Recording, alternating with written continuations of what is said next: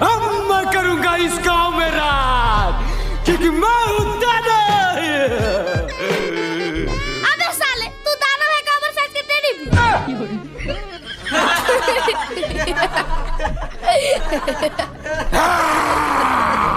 साले मुझ पे हंसते हो, अब मैं पूरे गांव को चला दूंगा।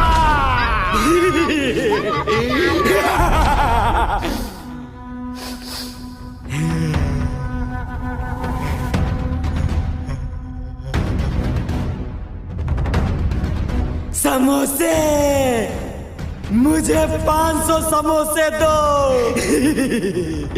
अबे 500 समोसे पूरी दुकान खाएगा क्या?